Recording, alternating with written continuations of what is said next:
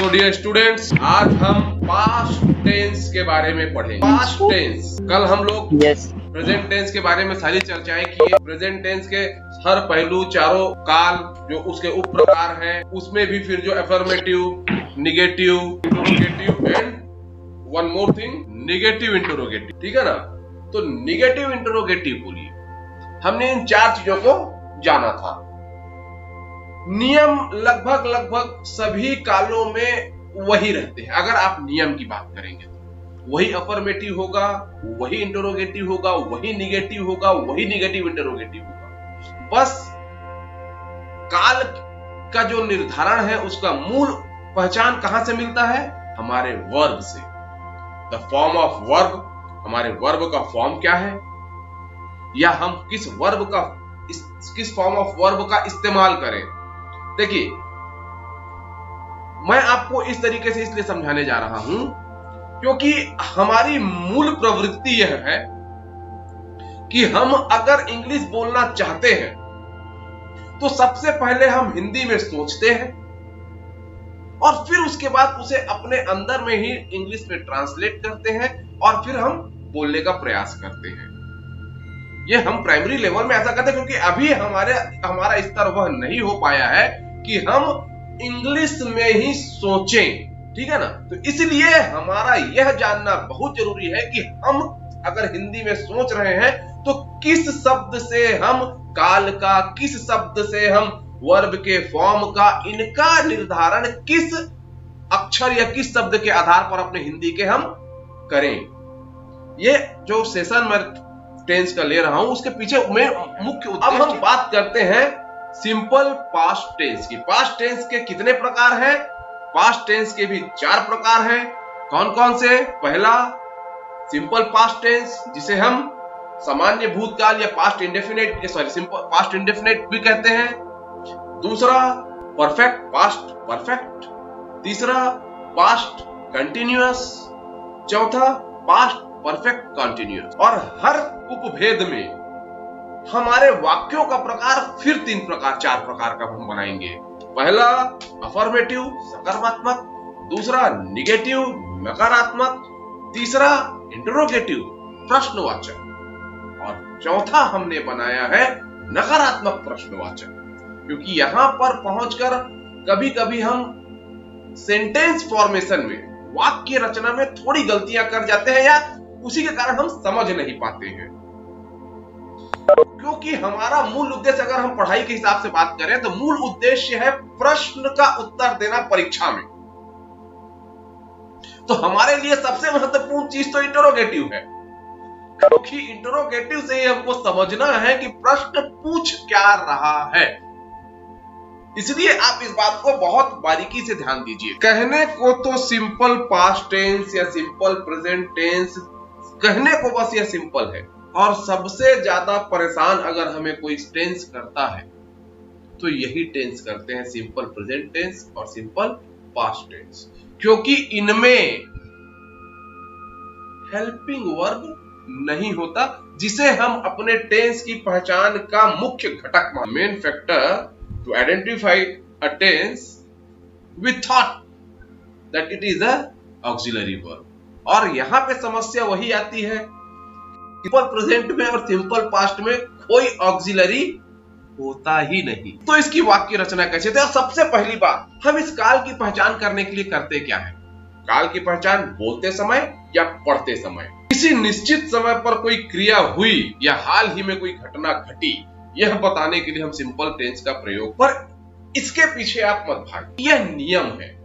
आप अपने अंदर एहसास कीजिए, जिसको मैं अगले वाक्य की पहचान के लिए बताऊंगा कि आप जब हिंदी में कहते हैं तो वह सिंपल पास्ट हो जाता है। जब भी आप हिंदी में कोई वाक्य प्रयोग करते हैं और उसके अंत में या, ही, ये, आ, ई, ए, इन प्रकार के किन्हीं अक्षरों से आपका वाक्य सब समाप्त होता है, आपका जो क्रिया है वो इन शब्दों के साथ जब समाप्त होती है, वाक्य नहीं, माफ कीजिएगा, आपकी क्रिया जब इन शब्दों के साथ, इन शब्दों के साथ, अक्षरों के साथ जब समाप्त होती है, तब वह सिंपल पास्ट बना देती है। जैसे खेला, खेल एक क्रिया है जिसे हम अंग्रेजी में क्या बोलते हैं? प्ले। प्ले बोलते हैं, ठीक। लेकिन इसी को जब हम सिंपल पास्ट में बोलेंगे, सामान्य भूतकाल में बोलेंगे, तो इस खेल के साथ क्या हो जाएगा? प्लेड, ईडी जुड़ेगा ना, हिंदी में लग जाएगा। हिंदी में खेला। खेला खेला खेला खेला क्या खेला लगा? ये आ लगा। क्या लगा? आ लगा। लगा। हमारे क्रिया में कौन सी मात्रा लगी? आ की मात्रा लगी। यही कोई लड़की बोलती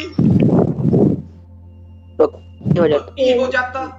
यहीं पे हम बहुत सारे लोग होते तो ए हो जाता। खेला, खेली या खेले, ठीक है ना? मैं आपको ऐसे बताना चाह रहा हूं। अब एक हमारे पास होता है गो। गो को हिंदी में क्या बोलते हैं? जाना। जाना। मूल में है वह जाना। मूल में क्या है?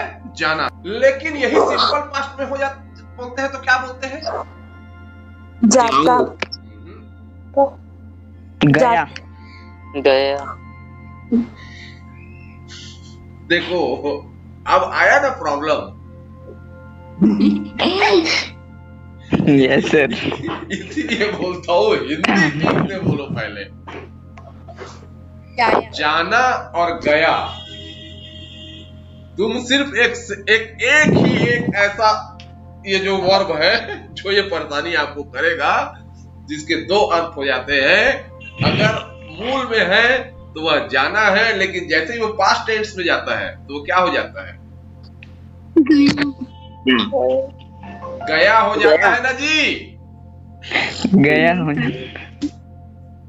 Yes sir. गया। आई गो मार्केट।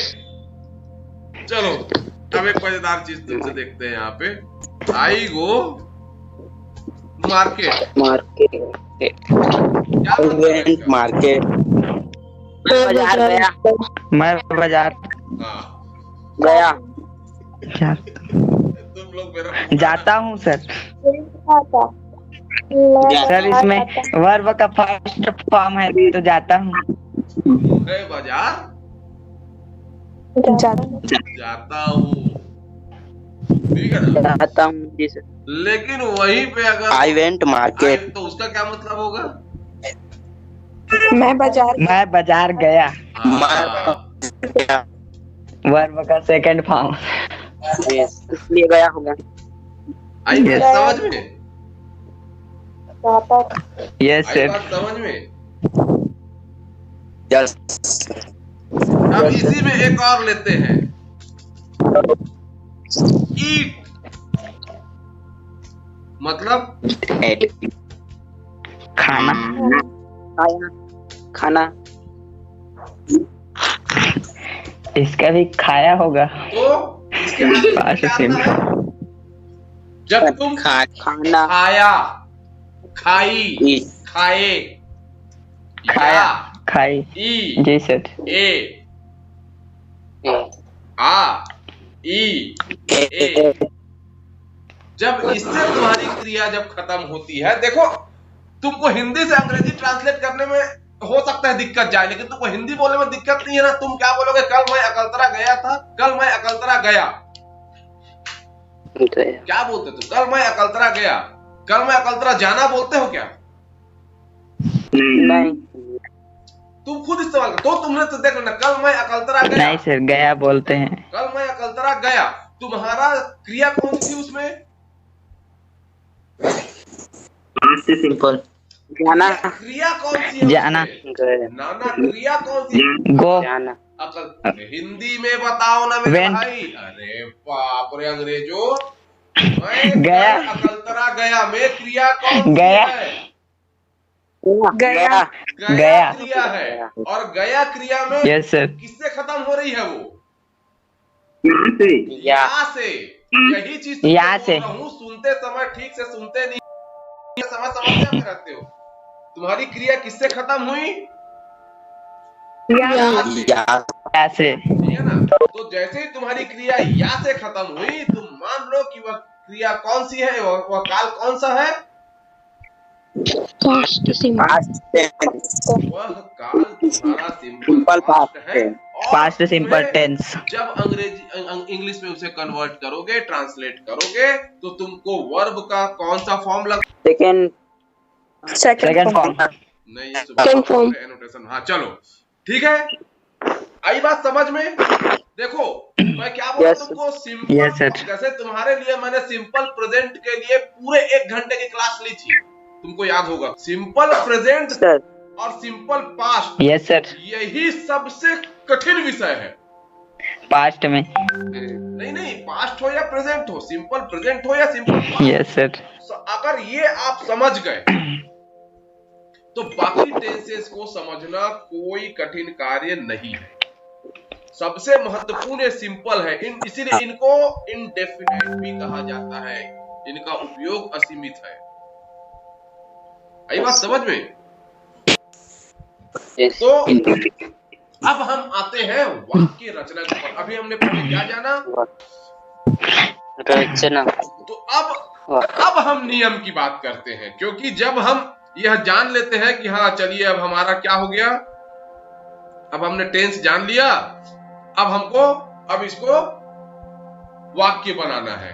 अब हम आते हैं स्ट्रक्चर के ऊपर, क्योंकि अब तुमने क्या कर लिया, तुमने बोला कल मैं बाजार गया, या तुमने बोला कल मैं अपने बहन के शादी में गई, तुमने ये बोल दिया। अब तुमको उसको अंग्रेजी में बोलना है। अब तुम्हारे पास समस्या क्या आती है कि कैसे क्या करूं, कैसे ट्रांसलेट करूं, कैसे लिखूं। तब तुम्हारे पास यह नियम काम आएगा।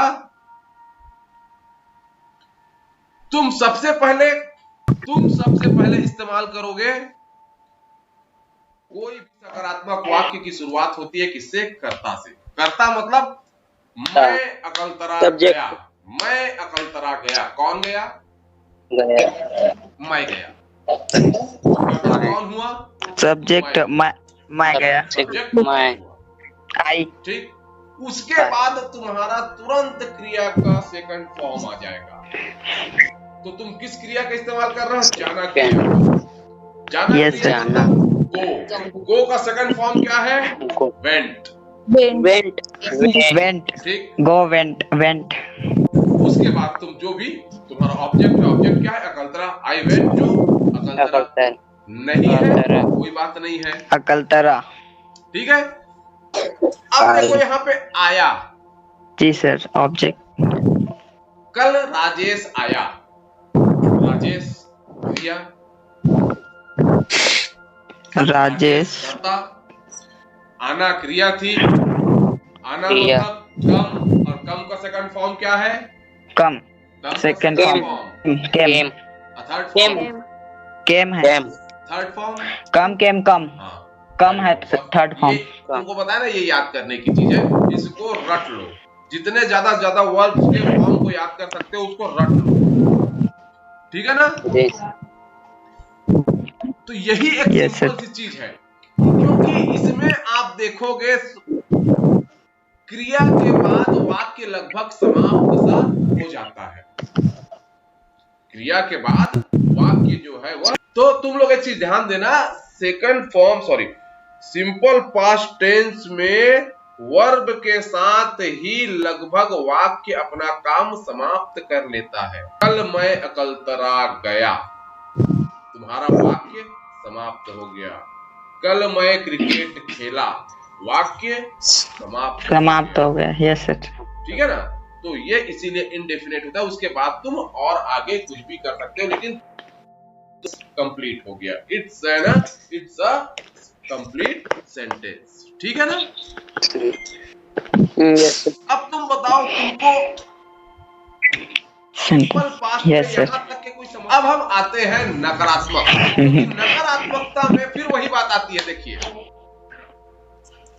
नकारात्मकता में जैसे हमारे सिंपल प्रेजेंट टेंस में टू हर क्रिया के साथ छुपा होता है, वैसे ही सिंपल पास्ट टेंस के हर क्रिया के साथ डिड छुपा होता है।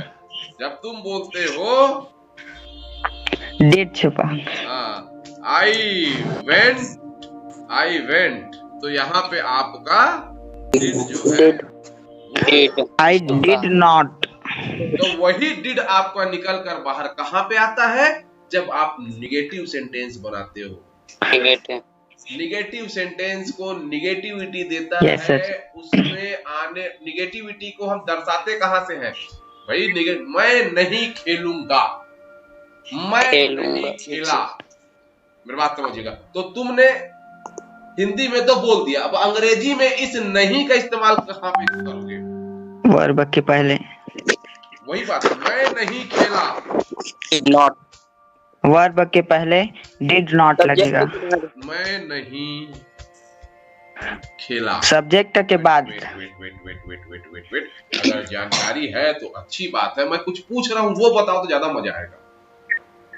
मैं नहीं खेला, तुमने नहीं किसके साथ लगाया है?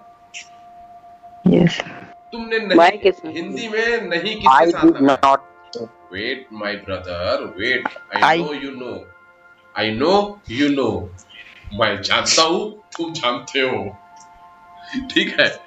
मैं जो बोल रहा हूं उस प्रश्न का जवाब दो तो मुझे समझ मजा आएगा। Yes, sir. देखो, कोई चीज जानना और उसे अच्छी तरीके से जानना, यस सर, इन दोनों में बहुत अंतर होता है। तो मेरे प्रश्न का उत्तर दोगे तो मैं समझ जाऊंगा कि तुम अच्छी तरीके से जानते हो। मैं नहीं खेला, यहाँ पे जो नहीं है वह किसके साथ लगा? फिर कौन जवाब देता है? I did not. अरे मैं तुमसे अंग्रेजी में ट्रांसलेट करने को बोल ही नहीं रहा हूँ, खेलना, मैं तुमसे बोल रहा हूँ कि नहीं जो लगा है वह खेला के खेला के साथ लगा है सर। नहीं, वही चीज तुमको बताने का प्रयास कर रहा हूं। जो नहीं जानते उनके लिए बड़ी कठिन खेला के साथ लगा खेला है, के नहीं। साथ लगा है, ठीक है ना? अब तुम जब इसको अंग्रेजी में ट्रांसलेट करोगे तो दिक्कत क्या आती है? मैं को आपने Yes, आई sir. बना दिया, मैं को आपने आई बना दिया, ठीक है, कोई बात नहीं। यस सर, नॉट कर दिया नहीं का, प्लेड कर दिया, आई नॉट प्लेड, मैं नहीं खेला, हो तो क्या अंग्रेजी में translate? Did I not played. नहीं सर, नेगेटिविटी बताने के लिए डिड लगाया जाता है।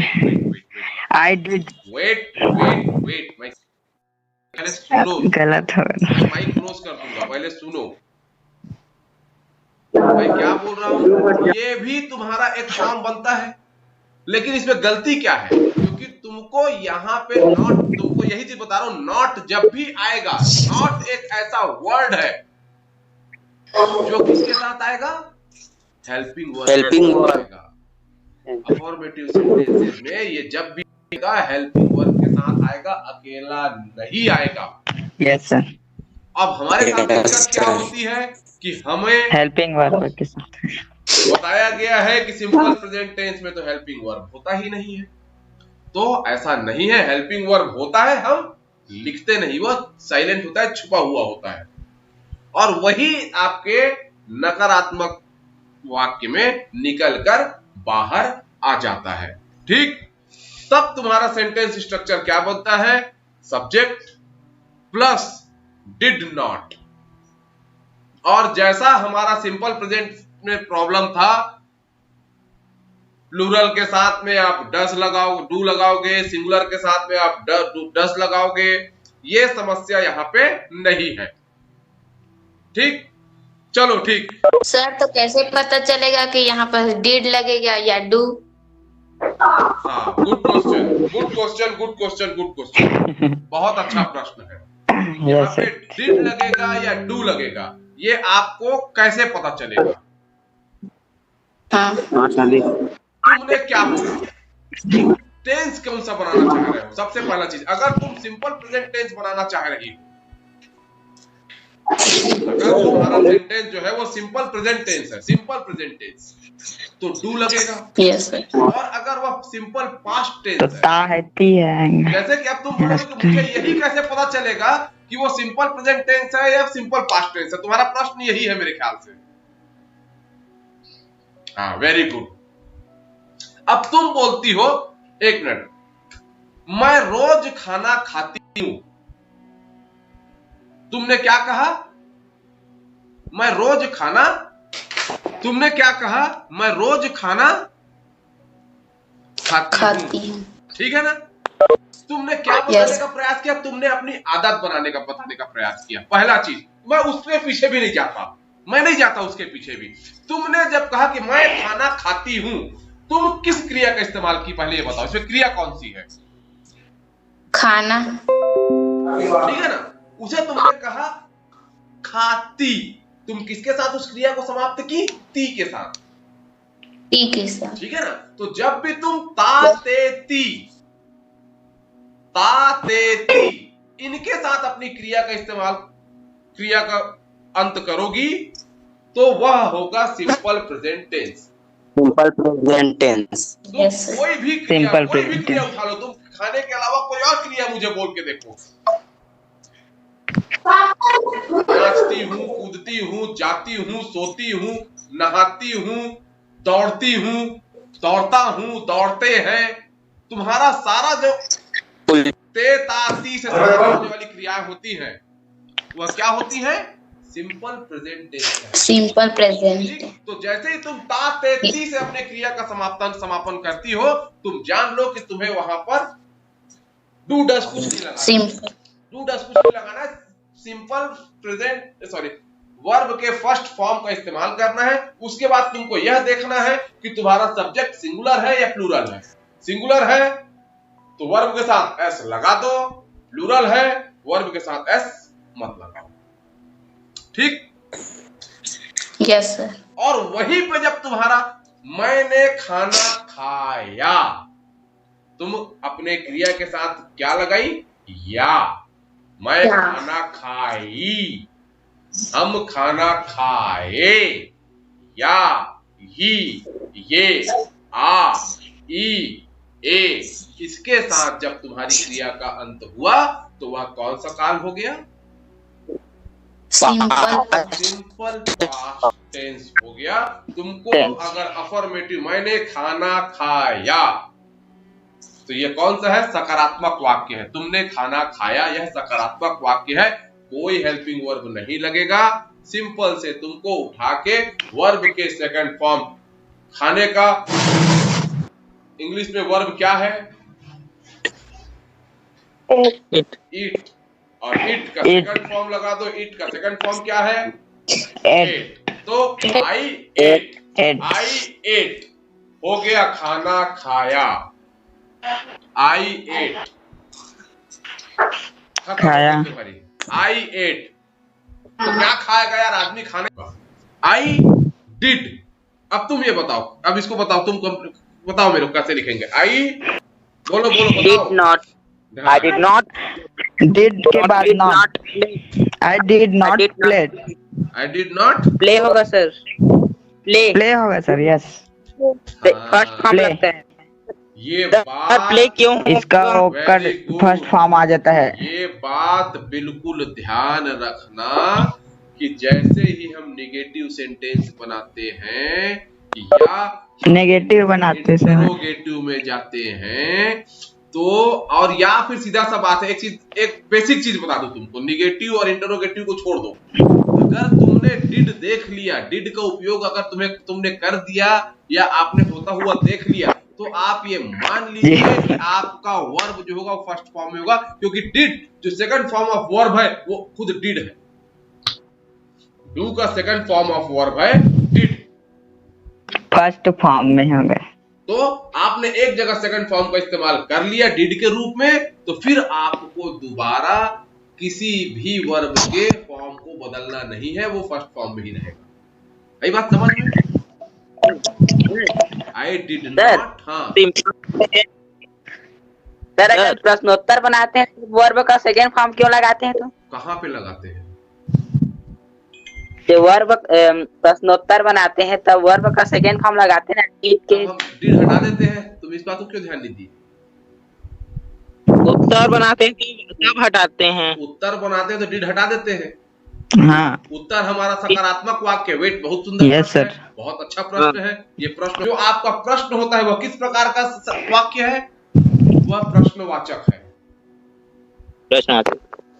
प्रश्नात्मक वाक्य है वो, अफर्मेटिव सेंटेंस है। ठीक है ना। और जो तुम उत्तर बना रहे हो उत्तर एक मिनट, उत्तर जो बना रहे हो Yes, sir. वो दो प्रकार के हो सकते हैं, या वह सकारात्मक होगा या वह नकारात्मक होगा।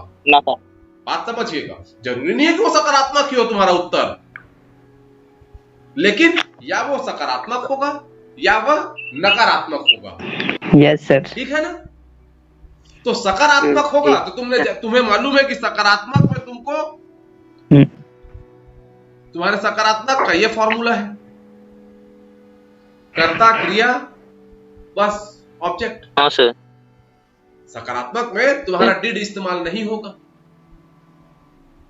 सिंपल प्रेजेंट, सिंपल पास्ट के सकारात्मक में ऑक्सिलरी वर्ब का उपयोग जब तक वह एम्फेटिक ना हो, इसीलिए मैंने कल एक शब्द का इस्तेमाल किया था एम्फेटिक। एम्फेटिक सेंटेंस के बारे में पूछे हो ना, जैसे कि ये है, अब इसको तुम एम्फेटिक कैसे बनाओगे? राजेश केम, एम्फेटिक का मतलब समझते हो? चलो यहाँ पे एम्फेटिक भी एक समझा देता हूं तुमको मैं। एक है तुम्हारे सिलेबस में है एम्फेटिक, एम्फेटिक बनाइए। राजेश केम, तो एम्फेटिक कैसे बनता है मालूम? यहाँ पे राजेश आया, तो ये एम्फेटिक का मतलब होता है जोर दे, अरे राजेश आया, Rajesh, that is called the emphasis, emphatic, जोर डालना।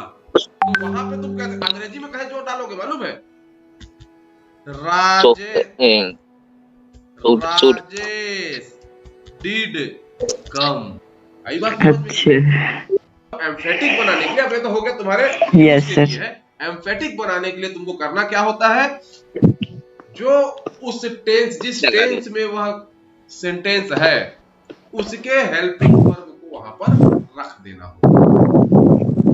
और एम्फेटिक के लिए तुमको, जैसे कि यहां पे अगर होता राजेश कम, तो तुम्हारा एम्फेटिक कैसे बनता? Rajesh do come, do come होगा। Yes sir. यहाँ पे कम सो, हाँ सर। ये come so, Rajesh comes, Rajesh आता है। कौन आता है? राजेश आता है। कौन आता है? राजेश। राजेश आता है, तो राजेश डू, तो फिर कम से एस हट जाएगा। यही बात समझ में? और यहीं पर फिर अब नकारात्मक के लिए भी आ गया, तो फिर वो नकारात्मक वही डिड क्या होता है?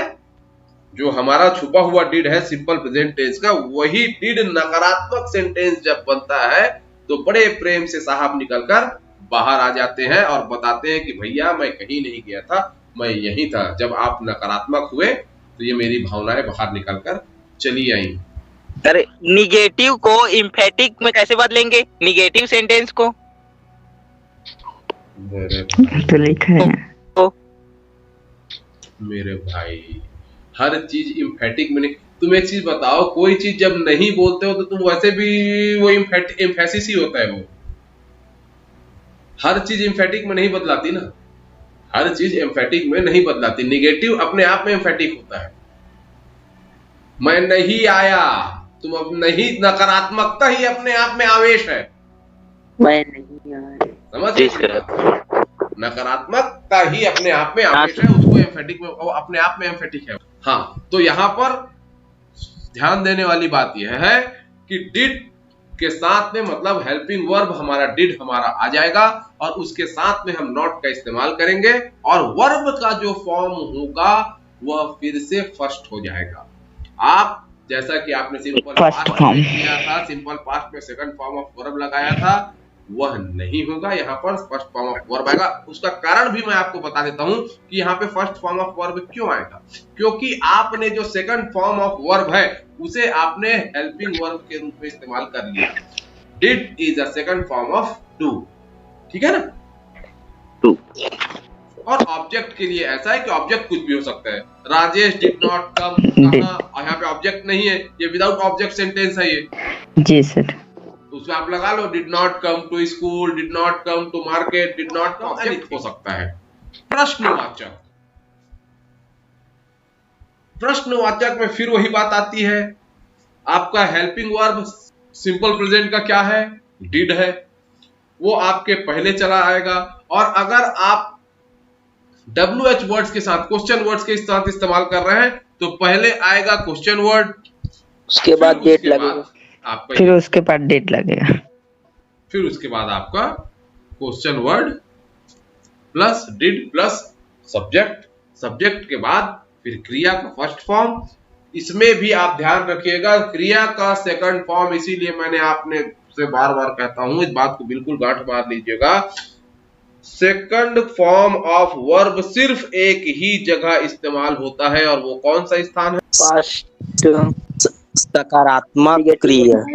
अफर्मेटिव। अब अभी तक हम क्या समझते थे, अभी तक हमने क्या पढ़ा था कि सिंपल पास्ट में आपको second form of verb use करना है। अब हम और रिफाइंड हो रहे हैं, केवल सिंपल टेंस में नहीं, सिंपल टेंस में भी केवल अफर्मेटिव में ही हमारा second form of verb use होगा।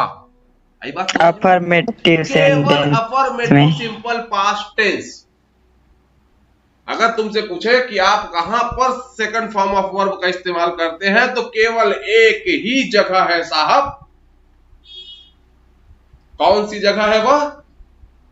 सिंपल प्रेजेंट के सिंपल पास्ट के अफर्मेटिव टाइप ऑफ सेंटेंसेस में ही हम सेकंड फॉर्म ऑफ वर्ब का इस्तेमाल करेंगे।